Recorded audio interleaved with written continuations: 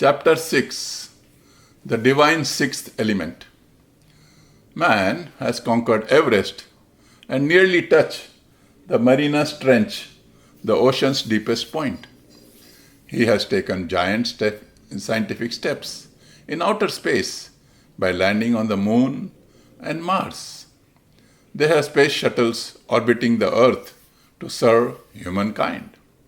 Man can proudly claim to have achieved the best in almost every field of study on this planet. This includes taming of wild animals in the past and controlling nature's elements in the present generation, like fire and wind. They have successfully urbanized Earth and can travel swiftly on water and in sky. Yet why?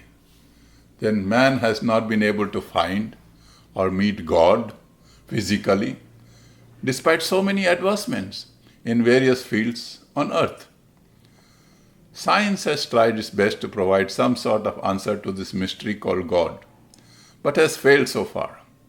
Therefore, some things cannot be verified by certified scientific facts.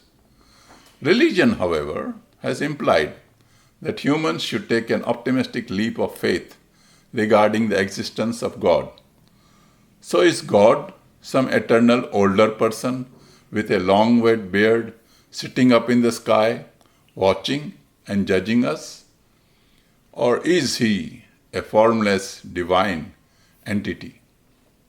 A possible answer is that as a theory, maybe just initial ages ago, when the primitive man of no particular age came to be aware of the divine, it was invisible and formless.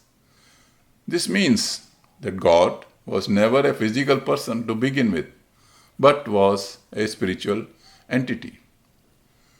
Not only for the primitive man, but even we have to admit that it is challenging to comprehend an invisible and formless God. Hence, a tradition of statue worship of a physical sun and a moon god was initially started by the primitive preacher. They became our visible symbols personifying an invisible divinity. Let me cite a practical example of this. If no physical family album has been preserved, will it not be hard for us to relate with our forefathers or ancestors? As the wheel of time has rolled, historians have kept track of almost everything. Technology has advanced and gone digital. Search engines like Google or Firefox have updated the latest theological knowledge. Thanks to computer, every religious data we need now is instantly at our fingertips. As per the spiritual theory, when humans initially described the divine, they thought of portraying him as a super being out of reverence. That is why divinity needs to be sought for our spirituality. So where exactly is the soul or our divinity located? We know that super beings usually sing anonymity and like to hide their true identity.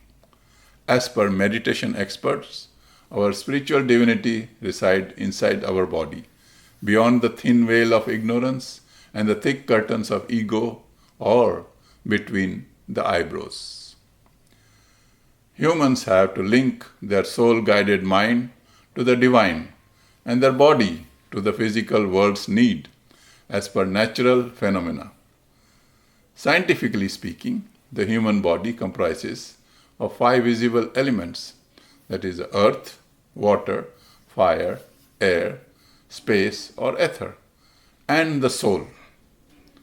The 5 material constitutes the body, while the divine sixth element, the soul, represent the individual unit of consciousness of our life force. No part can replace the deficiency of another part. For example, the necessity of water cannot be replaced by air or earth, etc. For our physical health, hence the divine spirit serves its own unique purpose. As per Ranjiv Kurup, author of the Hindu's History and Philosophy, If we use the Christian theological concept about the soul, it may get confused with the spirit. Christianity, spirit, connection to God, should not therefore be confused with the soul. The essence of humans is called Ruhu in Islam, Atma or Prana in chapter 2 of Bhagavad Gita. Anatman, Anatta, Pali, is a central doctrine of Buddhism. Energy or a memory cloud in modern technological terms. This description may reveal the Creator's purpose for our creation. To arrive at some sort of an answer, then first and foremost, we could imagine God not as a physical person, but should accept Him as an invisible divine formless electrical current or energy, usually portrayed as a bright, brilliant beam of light. As soon as we agree to this gentle suggestion, everything else we want to understand about spiritual divinity will fall into place like a pieces of puzzle. The soul data. Medical science has tried its best to gather factual data about the divine sixth element or the soul. In 1907, a Massachusetts doctor named Duncan McDougall was intrigued by the idea that our soul must have a mass and so could be weighed. He began by weighing the human body before and after actual death to determine the soul's physical weight. Dr. McDougall put together a bed fitted with sensitive set of beams, scales, and convinced terminally ill patients to lie on it during their final moments. He concluded that the human soul did indeed have mass and weighed 21 grams. Results of the McDougall study papers appeared in the New York Times. His conclusions, however, were debatable. 4 years later, in 1911, McDougall announced to the New York Times that he will be photographing the soul as it would exit the human body. He did manage to perform a dozen experiments in which he photographed a light resembling that of an interstellar ether or in around patient's skull at the moment they died. But again, his results proved to be inconclusive. McDougall did not live long enough to see his research being accepted and died in 1920. However, decades later, his idea that the soul weighed 21 grams became the basis of a thriller movie titled 21 Grams in September 2003. It also inspired a song titled 21 Grams released by the Thundamentals in December 2003. This was followed by a novel by Dan Brown, The Lost Symbol, based on his research that the soul weighed 21 grams in 2009. As per Bhagavad Gita, chapter 4, verse 29, our breath is called our breath or prana, our mysterious divine force. As the prana has no mass, so modern science failed to weigh or photograph our prana. The divine sixth element. The sixth element is the divine and the dynamic power of the Almighty. Like a super being, it dwells hidden in plain sight inside our human body. It systematically keeps on becoming supremely and increasingly active as we progress in life. It evolves in us from the physical phase since childhood, teen age, middle age, and until old age. To understand this eternal cycle of the soul from womb to tomb, let us think back when our mothers, sisters, wives, and daughters became pregnant. As per our DNA, our genes, and the 5 perishable material elements, that is the earth, sky, wind, water, and fire, a blurry image of a baby's physical body is initially seen in the womb.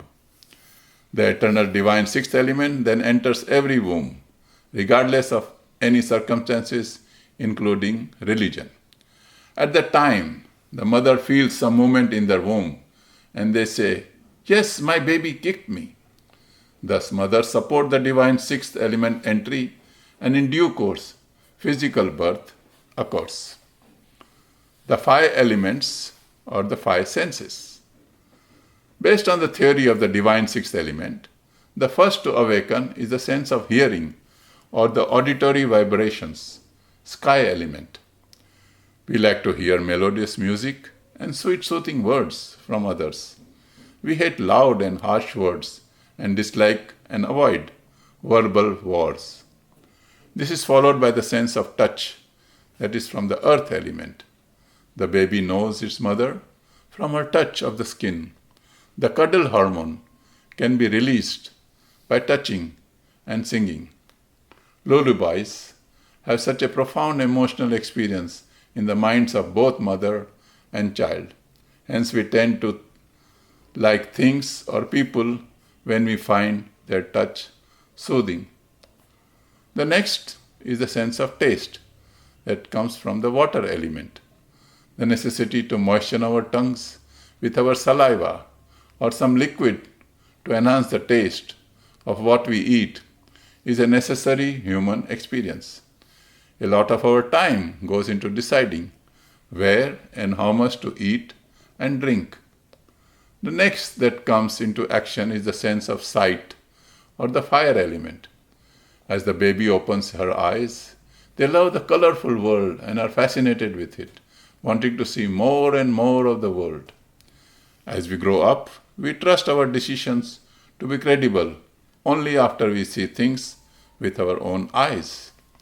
We have seen people furious and later commented that their eyes were fury. A single eyewitness against all other circumstances evidence is enough to convict anyone of the said crime by sending them to the gallows. Finally, the sense of smell, which is the wind element, awakens. The heart starts to breathe. As per Bhagavad Gita, this breathing is called prana or our life force, and the number of breaths inhaled and exhaled is supposed to be the age of our physical life. Our daily experiences shows us that we are always careful of things we smell. The nose, which is a conduit for our sense of smell, detects a scent and decides if it will like or dislike the people and the things we encounter aromatically. Understanding the divine sixth element. Hindus and Buddhists believe that man is much more than just the five visible elements. The soul is an ethereal substance of the divine consciousness of our body. It is an element or energy that cannot be destroyed. As described in Bhagavad Gita, chapter 2, verse 19, 20 and 21, Atman does not die. Hence the soul is considered eternal, immortal and ageless. The Bhagavad Gita further states that the soul is the source of consciousness. It is invisible and made of an indestructible energy, dwelling in all beings, hearts which can only be transferred to another energy. The soul is transcendental compared to a mere body matter made of the five perishable elements. The body develops and grows, and after some time reproduces, gradually dwindles, and at last expires and vanishes into oblivion. Although the physical body is destroyed by death, it is not to be disregarded. It is either cremated or buried or just decomposes and returns the five visible elements to nature. The soul, however, is eternal and vacates our body upon physical death. You may even compare our sixth element as the ageless passenger, the soul in a vehicle that is our physical body. The soul has a spiritual destination. Whenever this destination arrives, the passenger leaves the current vehicle, meaning the body, and transfers to another vehicle, meaning another body. Without the passenger soul, the vehicle is often abandoned to the mercy of nature's five elements. Buddhism has aptly described the transfer of the eternal passenger soul to another body as reincarnation. As we see everyone leaving their body here on earth, we must assume that our physical bodies are not needed as we cross over to the spiritual astral realms. All we carry to the astral world is a PDF of good and bad memories, intense obsessions, and selfish attachment to the people and property. The inner soul carries forward our memories or functions of the unconscious and the subconscious and even the unconscious mind. Hence, in all psychic work, the mind and soul are jointly active in a borderline state. In mysticism, the direct self-awareness of our sixth element is on a subconscious level. Our goal is to achieve union with our soul on a conscious level through yoga and guided meditation in this lifetime. The mystics of yore in Egypt and of Orphic and Eleusinian schools of Greece alluded to a hidden gnosis or wisdom, a sacred knowledge used to command the spiritual responses of humans, which is done in a seance session. A point that proves the sixth element being ageless and eternal is that no human ever feels or wants to admit mentally that they are growing old. They may appear to celebrate birthdays with great pomp every year, yet never acknowledge that age factor is a proof of getting old. Most humans, especially females, go to extreme length before admitting their real birth age. At most, humans apply the age factor to their physical bodies and always consider themselves mentally ever young. A cliche is that age is mind or matter. If you don't mind, it doesn't matter. It is rarely observed that humans' tendency is to turn back the clock as the body grows old. The seniors mostly do away with whatever is old, accept their memories, and try to replace it by surrounding themselves with everything that is young and beautiful. As observed from the experience, our divine sixth element admires and wants to flirt with youngsters whenever we see attractive young people. They never feel that attractive young people might reject them because of their sagging, weak, and older physical bodies. That is another visible proof of why many industries offering regenerating products and procedures have a thriving business in this world. Joke time! Insurance. Child, Mom, can I go to swim in the sea? Mom, no child, it is too dangerous. The wind is strong and the waves are very high. The child says, but Dad is swimming there too. Mom says, that is different, child. You see, he has a life insurance policy. So if anything happens to him, we are fully covered.